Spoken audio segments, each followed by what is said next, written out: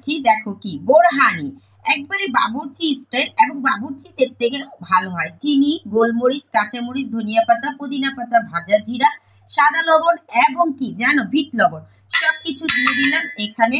তারপরে দিব কি জানো এখানে আধবার মতো টক দই, পুরো গাঢ় টক দইটা। তো এই দেখো কীরকম গাঢ়, দেখো পুরো গাঢ়টা নিবা। এখন কিন্তু পানি দিবা না।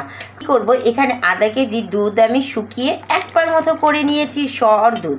তো এটাকে এখন ব্লেন্ড করে তারপরে কিন্তু পানি ঝরিয়ে নিতে হবে। বারবারই বলতেছি টক দইটা গাঢ় নিবা। আড়ঙের হলে যেটাই নাও টক দইটা ফ্রেশ নিবা। এই দেখো আমি এই যে আমার বোরহানির কালার এবং টেস্টটা তোমাদের জানাচ্ছি এবং গ্লাসটার মধ্যে ঢেলে তারপর তোমাদের সাথে শেয়ার করি।